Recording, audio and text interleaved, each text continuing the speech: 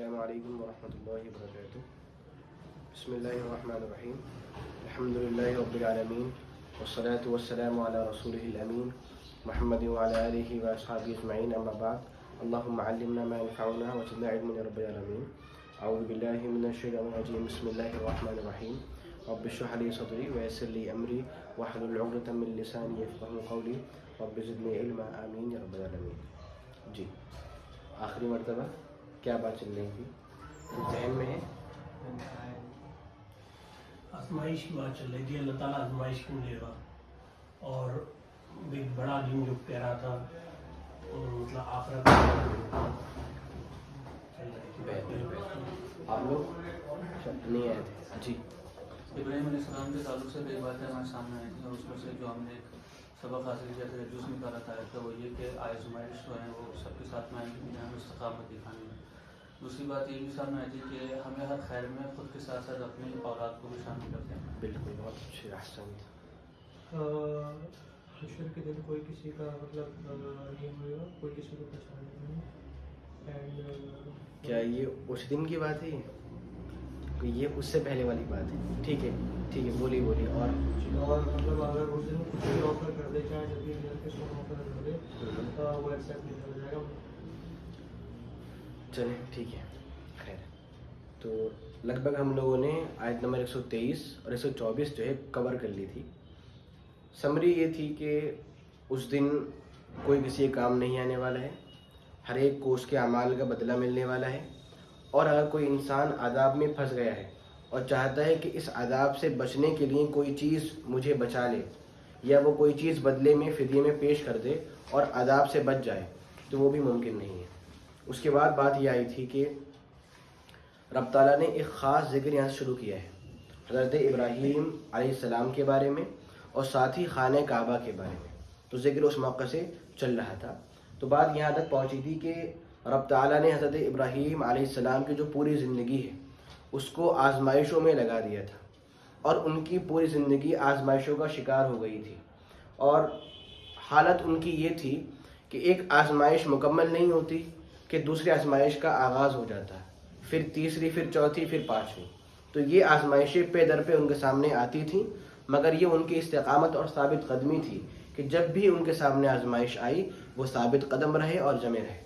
اور یہی بات اللہ کو بہت زیادہ پسند آئی.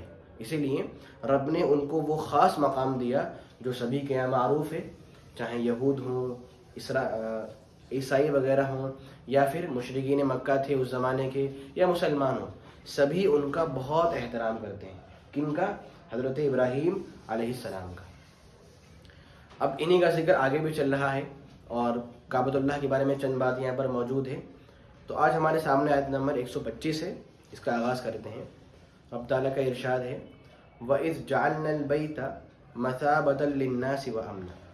وَإِذْ مطلب کیا ہوتا ہے؟ یاد کرو, ٹھیک ہے. اور اذا مطلب کیا ہوتا ہے؟ جب. اذ مطلب کیا ہوتا ہے؟ یاد کرو. اذا مطلب کیا ہوتا ہے؟ جب. خیر. وَإِذْ اور یاد کریے اس وقت کو. وَإِذْ اور یاد کریں اس وقت کو, جعلنا ہم نے بنا دیا تھا, جعلنا ہم نے بنایا تھا یا بنایا, البیت بیت اللہ کو, البیت بیت اللہ کو یا خانہ کعبہ کو, جو چاہیں آپ بول سکتے ہیں. وَإِذْ اور یاد کریں اس وقت کو, جعلنا ہم نے بنا دیا تھا, البیت بیت کو, گھر کو, خانہ کعبہ کو کیا بنایا تھا؟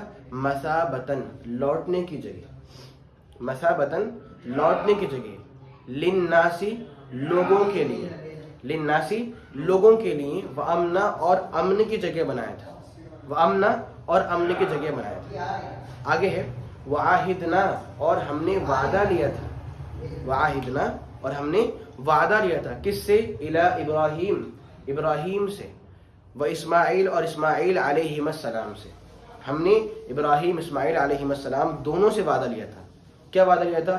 ان طہرا کہ تم دونوں پاک رکھنا, تم دونوں صاف رکھنا, بیتیا میرے گھر کو, بیتیا میرے گھر کو, للطائفین طواف کرنے والوں کے لیے, للطائفین طواف کرنے والوں کے لیے, والعاکفین اور اعتکاف کرنے والوں کے لیے, والعاکفین اور اعتکاف کرنے والوں کے لیے, والرکع اور رکوع کرنے والوں کے لیے, वस्सुजूद और सजदा करने वालों के लिए। यानी हमने उनसे वादा लिया था कि आप मेरे घर को रुकू करने वालों के लिए, तवाफ़ करने वालों के लिए या एतकाफ़ करने वालों के लिए, सजदा करने वालों के लिए मेरे घर को पाक व साफ रख देना। तो यह आयत हमारे सामने आज मौजूद है, यह आयत नंबर 125 है सूरह अल-बक़रा की। आइए अब हम हल्लस पर गौर करते हैं और जानते हैं कि इसमें क्या राज हमारे लिए छुपे हुए हैं। सबसे पहले वइज़, और याद करें उस वक्त को, जअलना हमने बनाया था, जअलना हमने बनाया था, अलबैता बैतुल्लाह को, अलबैता बैतुल्लाह को क्या बनाया था, मसाबतन लौटने की जगह। देखिए एक लफ्ज़ बड़ा मशहूर है, आप लोगों ने सुना होगा, सवाब, ठीक है, उसी से ये लफ्ज़ बना है, ये होता है साबा, और इसी से बना है जो हमारे सामने है मसाबन, ठीक है। तो साबा मतलब होता है लौटना और मसाब बोलते हैं लौटने की जगह को, ठीक है। खैर, तो आयत है वइज़ जअलनल बैता मसाबतन लिन्नास, याद करें उस वक्त को जब हमने खाने काबा को लोगों के लिए लौटने की जगह बना दिया था। इसका मतलब क्या हो सकता है कि लौटने की जगह बना दिया। शुरुआत करें, लौटने की जगह बना दी, क्या मतलब हो सकता है इसका? जी रख दीजिए, जी बताएं। अल्लाह दोबारा से है जी। ये एक तौहीद का मुजाहरा होता है ना कि हम एक तरफ को तवज्जो करके इबादत करते हैं सुभान अल्लाह की, तो लोग इधर उधर मुल्क हो जाए, सिर्फ एक तरफ हो जाए, वापस एक तरफ को आ जाए, इस तरीके से कुछ। कोई आइडिया नहीं? खैर, देखिए ये बैतुल्लाह की खासियत है जो आपको कहीं और देखने को नहीं मिलेगी। मसाबा बोलते हैं लौटने की जगह, जहाँ पर कोई इंसान बार बार आता है। मतलब जो इंसान एक मर्तबा खाने काबा चला जाए तो उसकी हालत ये होती है, उसका दिल चाहता है कि मैं दोबारा से वहाँ पर जाऊँ। इसलिए आप देखिए जो लोग भी हज करके आते हैं या उम्रा करके आते हैं, आप उनसे उनके दिल का हाल पूछें। वो कहते हैं कि बाकायदा मेरे एक साथी हैं, उन्होंने मुझे बताया था कि जब मैंने पहली मर्तबा खाने काबा को देखा तो अज़ खुद बोले मेरा अपने आप पर कोई इख्तियार नहीं था, अज़ खुद मेरी आंखों से आंसू जारी हो गए थे और मैं दिल ये चाह रहा था कि बस मैं इस जगह को छोड़कर बिल्कुल भी नहीं जाऊँ। और जो लोग वापस यहाँ पर आते हैं वो एक मौका ढूंढते हैं कि काश ऐसा लम्हा हमें दोबारा से मिल जाए और हमें दोबारा वहाँ पर जाने का मौका मिल जाए। एक बात आप सोचिए, हम लोग इंसान हैं, हमारे यहाँ उकताने और बोर होने की एक आदत होती है, ठीक है। अगर हम एक काम बार बार करते हैं तो एक मोमेंट ऐसा आता है कि हम उस काम से बेजार हो जाते हैं, बोर हो जाते हैं कि यार ये काम मैं बार बार क्यों करूँ। वही चीज़ यहाँ पर है, अगर हमने एक चीज़ को बार बार विजिट कर लिया और देख लिया है तो क्या होता है, हम लोग कुछ बोर हो जाते हैं, अरे यार अभी तो पिछली बार यहाँ गया था, अब कहीं और चल रहे हैं, ठीक है। मगर खाने काबा में ये बात आपको देखने को नहीं मिलेगी। यहाँ इंसान जितनी बार जाए हर बार उसे कुछ नयापन और एक मज़ा मिलता है, और हर बार तमन्ना क्या होती है कि अगली बार फिर जाने का मौका मिले, अगली बार फिर जाने का मौका मिले। तो ये खास अल्लाह ताला ने यहाँ पर रख दी है, क्या आए थे, हमने बैतुल्लाह को लौटने की जगह बना दिया है। लोग क्या चाहते हैं कि जब भी वहाँ पर जाएं दोबारा वहाँ पर उन्हें जाने का मौका मिले। बात समझ रहे हैं? अब देखिए लौटना जो है या जाना, ये दो तरह हो सकता है। एक है अपने जिस्म के साथ लौटना और एक है अपने दिल के साथ लौटना। लौटना दो तरह, मतलब वहाँ जाना दो तरह हो सकता है। एक क्या, अपने जिस्म के साथ, जैसे कब होता है, इंसान हज के लिए जाए, उम्रे के लिए जाए या अपनी कोई हालत पूरी करने के लिए जाए वहाँ पर, तो क्या इंसान अपने जिस्म को लेकर वहाँ पर जा रहा है, लौट रहा है। और एक क्या होता है, दिल से लौटना, और ये काम हम लोग हर रोज़ करते हैं नमाजों में। क्या होता है, हमारे दिल वहाँ लौटते हैं, हमारे दिल वहाँ मुतवज्जे होते हैं, और बाकायदा क़िबला रुख होना नमाज की शर्त है।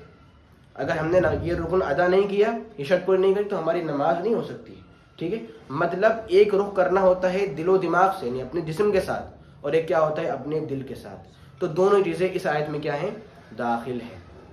कि याद करें उस वक्त को जब हमने खाने काबा को लौटने की जगह बना दिया है, कि लोग यहाँ पर बार बार आते हैं, उनका फिर भी दिल बेजार नहीं होता है। और ये जो अल्लाह का ख़ास करम इस घर के साथ है, جانتے ہیں آپ کیوں ہے؟ کیونکہ حضرت ابراہیم علیہ السلام نے اللہ سے دعا کی تھی. دعا یہ تھی، سورہ ابراہیم کے آیت نمبر 37 ہے، ربنا انی اسکنت من ذریتی بواد غیر ذی زرع عند بیتک المحرم، کہ ہمارے رب میں نے اپنی اولاد کو ایسی وادی میں بسا دیا ہے جہاں پر کھیتی نہیں ہوتی ہے، جہاں پر کھیتی نہیں ہوتی ہے. کہاں بسا دیا ہے؟ عند بیتک المحرم، تیرے حرمت والے، تیرے احترام والے گھر کے پاس میں نے اپنی اولاد کو بسا دیا ہے. کون سی اولاد؟ کون سی اولاد؟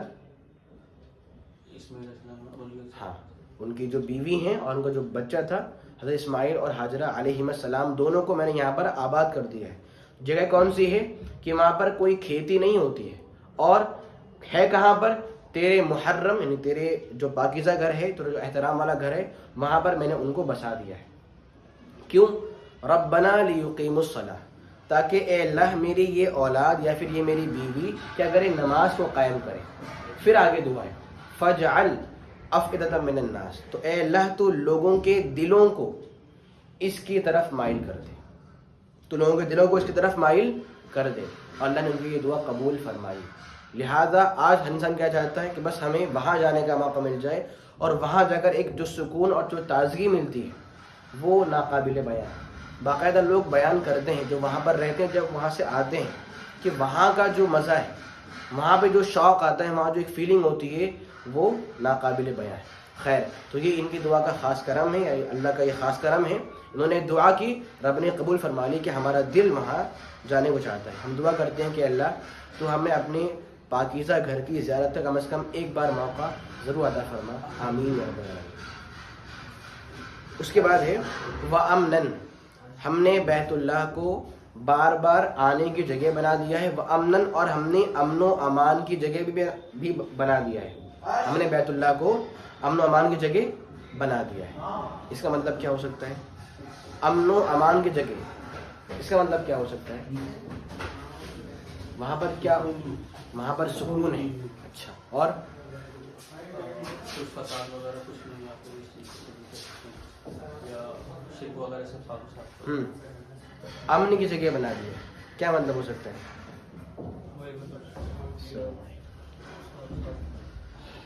جی خیر، تو امن کے کئی مطلب ہو سکتے ہیں. مطلب وہ جگہ بہت ہی شانتی والی ہے، وہاں پر سکون ہے، وہاں پر اتنا تحفظ فراہم ہے. اب تحفظ کس کے لیے ہیں؟ انسانوں کے لیے بھی ہے، جانوروں کے لیے بھی ہیں، اور حتیٰ کہ جو کیڑے مکوڑے ہیں یا پھر جو پیڑ وغیرہ ہیں ان کے لیے بھی امن و امان ہے. امن و امان انسانوں کے لیے بھی ہے، امن و امان جانوروں کے لیے بھی ہے، اور امن و امان جو پیڑ پودے وغیرہ ہوتے ہیں ان کے لیے بھی ہے. انسانوں کے لیے کیسے؟ کہ وہاں پر کسی کو قتل نہیں کیا جاتا ہے، جو انسان وہاں جاتا ہے وہ محفوظ ہو جاتا ہے. ٹھیک ہے، اگر کوئی انسان، اور باقاعدہ جو پرانا زمانہ تھا، یعنی جو کفار مکہ وغیرہ تھے، اگر دیکھتا کوئی انسان کہ بھائی اس شخص نے میرے والد کو قتل کیا تھا، اور وہ انسان اسے حرم میں ملتا تھا، پھر وہ انسان اسے چھیڑا نہیں کرتا کہ وہ آئے اور اس کو مارے وغیرہ، کچھ نہیں.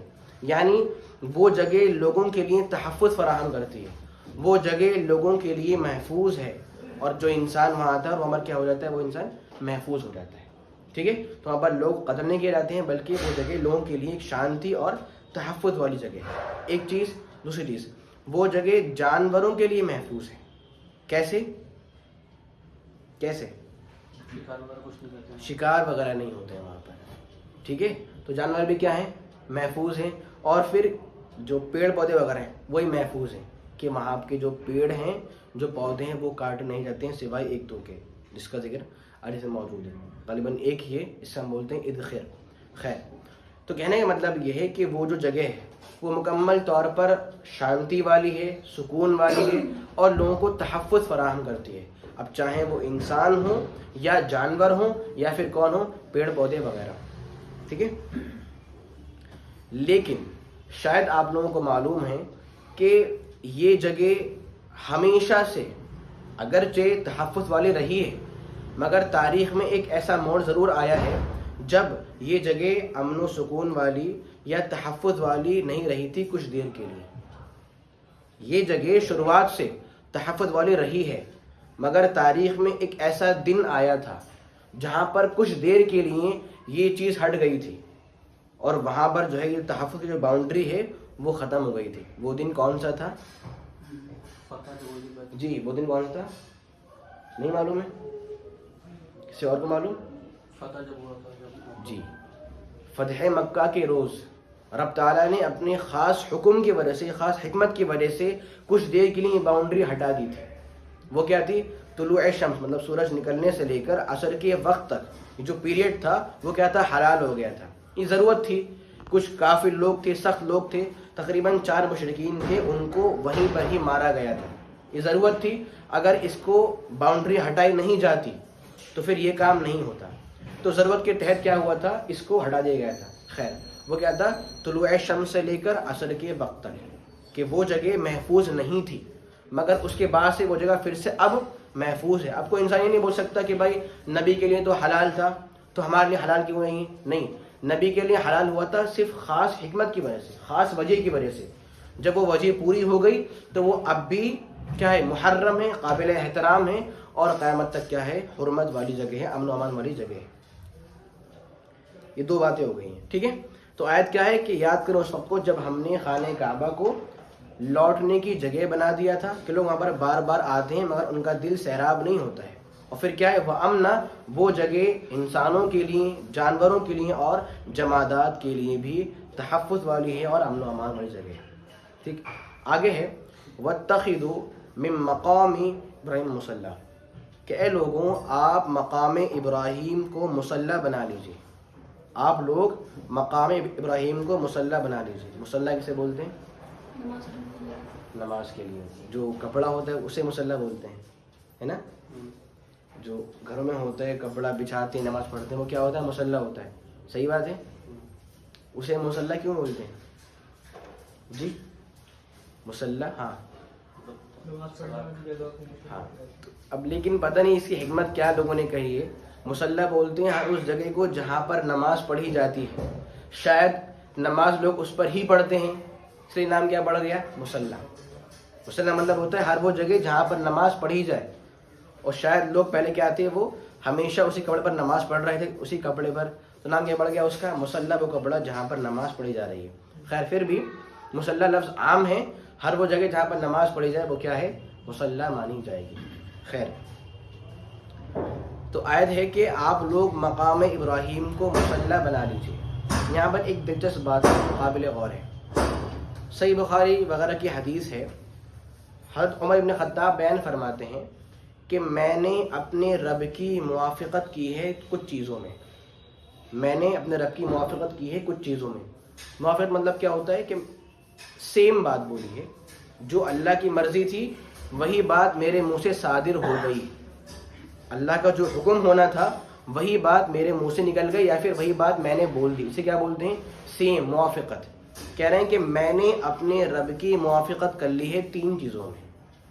جب کہ اگر آپ دیکھیں گے حضرت عمر بن خطاب نے بات پہلے بولی تھی اور فیصلہ اللہ کا بعد میں آیا تھا، تو کس نے کس کی موافقت کی؟ اللہ نے کی، حضرت عمر بن خطاب کی.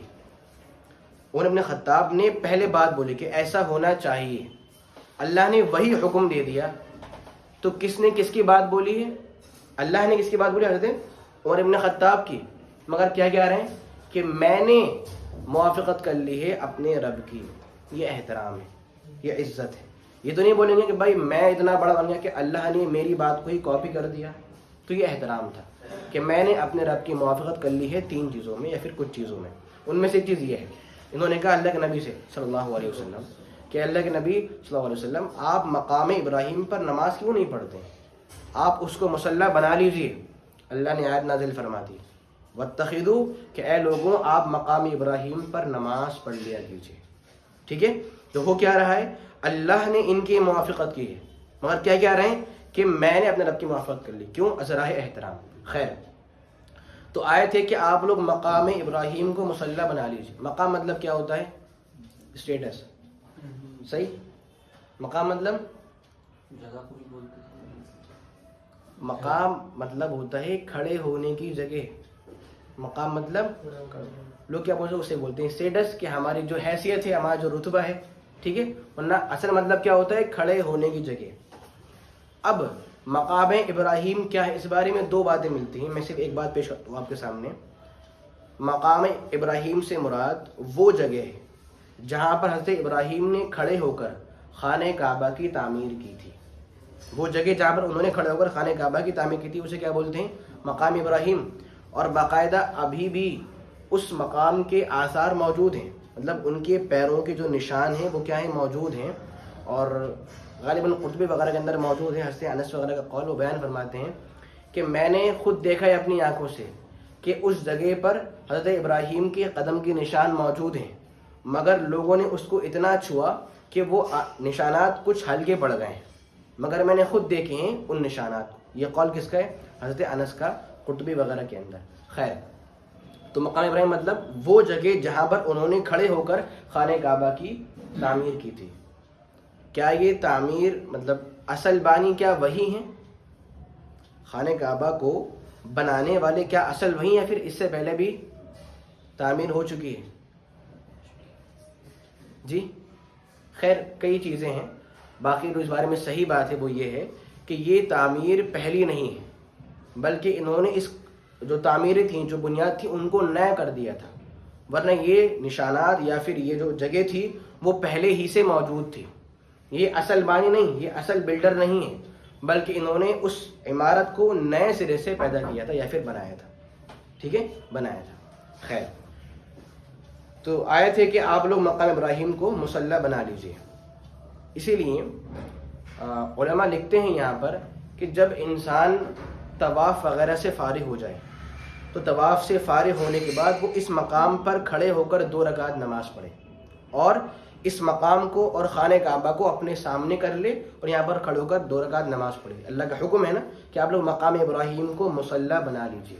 اچھا، ایک بات سوچنے والی ہے، اللہ تعالیٰ کے لیے انسان جب بھی کوئی قربانی پیش کرتا ہے تو اللہ اس کو ویسٹ اور برباد نہیں کرتا ہے، بلکہ اس کا بہت درجہ احترام کرتا ہے۔ آپ دیکھ رہے ہیں حضرت ابراہیم نے قربانی پیش کی، اپنی خواہشات قربانی پیش کی، اور اللہ کے لیے کھڑے ہو کر اس کے گھر کو تعمیر کیا۔ رتبہ کیا ملا، اللہ نے کیا نوازا کہ جس جگہ کھڑے کر انہوں نے خانہ کعبہ کی تعمیر کی تھی اسی جگہ کو مصلی قرار دیا کہ ہر مسلمان وہاں پر کھڑا ہو اور آ کر 2 رکعت نماز پڑھا کرے۔ اسی لیے کہا جاتا ہے کہ انسان اللہ کے لیے کچھ کرے، کچھ قربانیاں پیش کرے۔ کیوں؟ تاکہ کچھ بدلے میں اچھا مل جائے؟ نہیں، وہ ہمارا رب ہے، ہم اس کے لیے اگر قربانی پیش نہیں کریں گے تو پھر اور کس کے لیے قربانی پیش کریں گے؟ خیر، تو قربانی کیا ہے؟ چھوٹی قربانی ہے۔ نوازش کیا ہے کہ دنیا کا ہر مسلمان جب بھی حج کرے گا وہاں جا کر 2 رکعت نماز پڑھے گا۔ تو اللہ کے لیے قربانی کرنے کی ضرورت ہے۔ آگے ہے وَعَاهِدْنَا إِلَىٰ إِبْرَاهِيمَ وَإِسْمَاعِيلَ، اور ہم نے ابراہیم اور اسماعیل علیہ السلام دونوں سے یہ وعدہ لیا تھا۔ وعدہ کیا تھا؟ أَن طَهِّرَا، کہ آپ دونوں پاک کر دیجئے، آپ دونوں پاک اور صاف رکھیے بیتیا، میرے گھر کو، بیتیا میرے گھر کو۔ کیوں؟ للطائفین، طواف کرنے والوں کے لیے، والعاکفین، اور اعتکاف کرنے والوں کے لیے، والرکع السجود، اور رکوع اور سجدہ کرنے والوں کے لیے۔ ہم نے یہ وعدہ لیا تھا کن سے؟ ان دونوں سے۔ کیا یہ اس وعدے کا ٹوٹنا ممکن ہے؟ چونکہ وعدے تو بھائی ٹوٹتے بھی ہیں اور نہیں بھی ٹوٹتے ہیں۔ یہاں کیا ہے کہ ہم نے وعدہ لیا تھا ان دونوں سے کہ آپ دونوں میرے گھر کو پاک و صاف رکھنا۔ کیا وعدے کا ٹوٹنا ممکن ہے؟ خاص کر اس وعدے کا، میں عام بات نہیں کر رہا ہوں، اس وعدے کا نہیں۔ ٹھیک ہے، تو یہ مضبوط والا وعدہ تھا، اگرچہ یہاں پر مضبوطی کے الفاظ موجود نہیں، مگر یہ وعدہ کیا تھا؟ مضبوط تھا۔ کیوں؟ کہ ہم نے وعدہ لیا ہے ابراہیم اور اسماعیل علیہ السلام سے۔ پہلی بات کیا؟ لینے والا کون ہے؟ اللہ سبحانہ و تعالیٰ۔ وعدہ کن سے کیا جا رہا ہے؟ 2 عظیم شخصیات سے، تو وعدہ کیسے ٹوٹ سکتا ہے؟ تو اگرچہ یہاں پر مضبوطی کے الفاظ نہیں ہیں، مگر پھر بھی کیا ہے؟ مضبوطی کا معنی یہاں پر موجود ہے۔ اب وعدہ کیا ہے کہ آپ لوگ میرے گھر کو پاک کر دیجئے، میرے گھر کو پاک صاف رکھیے۔ دیکھیے یہاں پر ہے بیتی، میرا گھر۔ کیا جیسے ہم لوگ بولتے ہیں نا میرا گھر، کہ ہم اس کے مالک ہیں، ہماری پراپرٹی وہاں پر لگی ہوئی ہے، تو وہ کیا سیم چیز اللہ کے لیے بھی ہے؟ ہم کیا بولتے ہیں؟ بھائی یہ میرا گھر ہے، مطلب میرا پیسہ سب کچھ میرے یہاں پر لگا ہوا ہے، تو یہ میرا گھر بن گیا ہے، مل کے جسے بولتے ہیں ہم۔ تو کیا جس طرح ہم لوگ بولتے ہیں کہ بھائی یہ میرا گھر ہے, میرا اثاثہ سب کچھ یہاں پر لگا ہوا ہے, کیا سیم چیز اللہ کے لیے بھی ہے؟ اگر نہیں ہے تو پھر یہ کیوں بولنا کہ میرا گھر؟ میرا گھر کب بولتے ہیں؟ جب انسان اپنا خون پسینہ وہاں پر لگاتا ہے تب کیا بولتے ہیں؟ میرا گھر. اور یہاں بول رہا اللہ میرا گھر. کیا اللہ نے اپنا مطلب محنت کی ہے وہاں پر آ کر؟ کیا بولیں گے بھائی؟ یہ بات دماغ میں ہمارے آتی ہے نا. ہم بولتے ہیں میرا گھر اور اللہ یہ بول رہا ہے میرا گھر, جبکہ ہمارا مطلب کچھ اور ہوتا ہے. کیا سیم چیز اللہ کے لیے بھی اپلائی ہو رہی ہے؟ جی نہیں. تو پھر کیا بولیں گے؟ اللہ بول رہا ہے میرا گھر, تو مطلب کیا ہوگا؟ تو مطلب جہاں پہ اس کے لیے کچھ کرنا ہے, جی ان کے لیے اللہ کے لیے کچھ کرنا ہے, کیا مطلب ہو سکتا ہے پھر؟ اس لحاظ سے تو بالکل نہیں کریں گے ہم, جیسے انسانوں کا رہتا ہے تو ہوگا, لیکن ہاں اس طریقے سے وہ ہو سکتا ہے کہ اس کو پھر پاک صاف رکھنا ہے ہر طریقے سے, شرک سے, اس سے, اس سے, اور اس میں اللہ کی جی. مدد کرے. اللہ رب العالمین کے لیے تو ہے سب کچھ. جی تو کہہ رہے ہیں کہ میرا گھر. اللہ بول رہے ہیں, جب ہم لوگ بولتے ہیں مطلب کیا ہوتا ہے کہ میں نے سب کچھ اپنا یہاں پر لگا دیا ہے, تو یہ بات اللہ کے تو ہم نہیں بولیں گے کہ اللہ نے سب کچھ لگا دیا ہے اور تب جا کر کیا ہوا ہے؟ گھر بنا ہے. تو یہاں پر یہ جو یا استعمال ہوئی ہے وہ یہ تعظیم کے لیے کہ یہ جو گھر ہے وہ اللہ کا گھر ہے. یہ نہیں کہ جو ہے میں نے سب کچھ اپنا وہاں پر لگا دیا ہے. مطلب یہ بات ہے نا میرا گھر, میرا کیوں آ رہا ہے؟ احترام بتانے کے لیے, عزت بتانے کے لیے کہ دیکھو یہ جو گھر بات چل رہی ہے وہ اللہ کا گھر ہے. یہ مطلب نہیں کہ اللہ آیا تھا اور اس نے اپنی محنت وہاں پر لگائی ہے. بات سمجھ رہے ہیں؟ تو جو اضافت اور نسبت ہے وہ احترام والی ہے, عزت اور شرف والی ہے کہ یہ میرا گھر ہے. ٹھیک. اچھا پھر ہے کہ میرے گھر کو آپ پاک کریے, صاف کریے. کس چیز سے پاک کریے, صاف کریے؟ کس چیز سے؟ ہر طرح سے, ہر طرح سے. ظاہری اور باطنی. جی سیم چیز نہیں, کچھ اور بول رہے ہیں. مطلب آپ کو کوئی سامنے کسی بھی ایسی چیز مطلب کچھ بھی نہیں ہوگا. سیم نہیں بولنا ہے, کچھ اور بولنا ہے. میرے گھر کو صاف کریے. کس چیز سے صاف کرنا ہے؟ آسان بات ہے بھائی, گھر میں صفائی ہوتی ہے. کس چیز سے صفائی کیوں ہوتی ہے؟ کیوں مہمان آ رہے ہیں اس لیے صفائی ہو رہی ہے؟ جی مہمان آتے اس لیے صفائی ہوتی ہے, ورنہ صفائی نہیں ہوتی ہے. یہی بات ہے. خیر صاف کیجیے, دو مطلب ہو سکتے ہیں. پہلا مطلب کیا ہے؟ جو ظاہری صفائی ہے, گندگی نہیں ہو, کوڑا کرکٹ وغیرہ نہیں ہونا چاہیے, بلکہ میرا گھر بالکل صاف رہنا چاہیے. دوسرا مطلب کیا ہو سکتا ہے کہ یہاں پر جو غلط عقیدے پنپتے ہیں, شرک آتا ہے, کفر آتا ہے, یا عقیدے کی خرابیاں آتی ہیں, وہ خرابیاں یہاں پر وجود میں نہیں آنا چاہیے. مطلب آپ لوگ ذمہ دار ہیں کہ یہ جگہ خالص توحید والی جگہ باقی رہے, اور یہاں پر شرک کا, خرافات وغیرہ کا بالکل وجود نہیں ہونا چاہیے. تو علماء بولتے ہیں کہ یہاں پر دونوں میننگ مراد ہو سکتے ہیں. صفائی ظاہری بھی ہو سکتی ہے اور معنوی بھی ہو سکتی ہے. معنوی مطلب شرک اور کفر وغیرہ نہیں ہو, بلکہ توحید ہی کا بول بالا ہو, اور ظاہری کیا, کوڑا کرکٹ وغیرہ بالکل موجود نہیں ہونا چاہیے. بات سمجھ گئے؟ خیر. اچھا ایک بات سوچئے کہ اللہ نے صفائی کا وعدہ لیا, وعدہ کریے مجھ سے کہ آپ میرے گھر کو صاف کریں گے. سوچ سکتے ہیں آپ کہ اللہ کے گھر کو, خاص خانہ کعبہ کو خاص طور پر, اور عام طور پر تمام مساجد کو صاف کرنا کتنا اہم ہے کہ اللہ نے وعدہ لیا ان سے. بات سمجھ رہے ہیں؟ صفائی کا وعدہ لیا, جبکہ صفائی تو ہونا ہی تھی. پھر وعدہ کیوں لیا؟ اس کی اہمیت کی وجہ سے, تاکہ امت کو پیغام دیں کہ بطور خاص میرا گھر اور بطور عام ساری مساجد جو اللہ کی گھر ہوتی ہیں, اللہ کے گھر ہیں وہ بھی, ان کو پاک اور صاف رکھا جائے. اس لیے آج بھی آپ وہاں جائیے. مجھے نہیں معلوم, میں نے کہیں سے خبر سنی تھی کہ شاید دنیا میں اگر کوئی جگہ آج ایسی ہے جو بے انتہا صاف ستھری رہتی ہے تو وہ کون ہے؟ وہی مقام ہے. وہاں پر اتنے صاف کرنے والے لوگ ہوتے ہیں کہ بہت لوگ ہوتے ہیں. خیر, تو کہنے مطلب یہ ہے کہ اللہ کے گھر کو صاف کرنا اتنا اہم تھا کہ اللہ نے ان سے وعدہ ہی لے لیا کہ وعدہ کیجیے مجھ سے کہ آپ دونوں میرے گھر کو صاف کریں گے. ایک بات یہ ہو گئی, یہ بات تھی اس گھر کے بارے میں. لیکن اگر ہم لوگ عام مساجد کو بھی صاف کرتے ہیں تو ہم لوگ اس فضل اور ثواب سے محروم نہیں ہونے والے ہیں. مطلب ہمیں بھی ثواب انشاءاللہ تعالی ملنے والا ہے. اس لیے آپ دیکھیں گے صحیح بخاری وغیرہ کی حدیث ہے کہ ایک عورت یا ایک مرد دونوں کے الفاظ ملتے ہیں، دونوں میں سے کوئی ایک مسجد تھی، مسجد نبوی صلی اللہ علیہ وسلم، اس کی صفائی کرتا تھا پھر کرتی تھی، دونوں کے الفاظ موجود ہیں. خیر، اب کیا ہوا کہ اگر مرد مانا ابھی کے لیے ہم اس شخص کو، تو وہ انسان روز اگر جھاڑو وغیرہ لگاتا ہے پھر صفائی کرتا ہے مسجد نبوی کی صلی اللہ علیہ وسلم. لیکن ایک دن ایسا ہوا کہ اس شخص کا انتقال ہو گیا اور وہ انسان دفن ہو گیا. اب اللہ کے نبی کو یہ بات نہیں معلوم چل پائی کہ اس کا انتقال ہو گیا ہے. ٹھیک ہے، جب بعد میں صحابہ نے آپ کو بتایا تو آپ نے کہا کہ آپ نے مجھے پہلے کیوں نہیں بتایا تھا. لہٰذا آپ نے کہا کہ آپ لوگ مجھے ان کی قبر پر لے کر جائیے. لہٰذا آپ اس شخص کی قبر پر گئے اور جا کر آپ نے اس قبر پر نماز جنازہ کو پڑھا تھا. خیر، اب سوچیے آپ، کہاں ایک عام انسان جو جھاڑو لگا رہا ہے اور صفائی کر رہا ہے، اور کہاں پر نبی خود جاتے ہیں اور جا کر اس پر نماز جنازہ پڑھتے ہیں.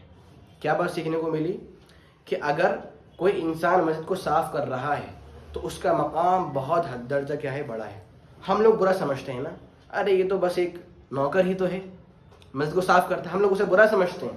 مگر نبی کا احترام کیا تھا، آپ خود گئے اور جا کر اس کے اوپر نماز جنازہ پڑھی ہے.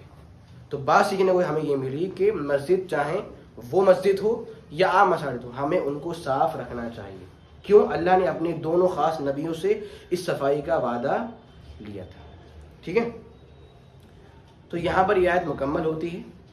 اب سوچنے والی بات یہ کہ اس آیت سے ہمیں کیا بات سیکھنے کو ملی ہے ایسے کہ جو ہم اپنے یہاں اپلائی کر سکتے ہیں.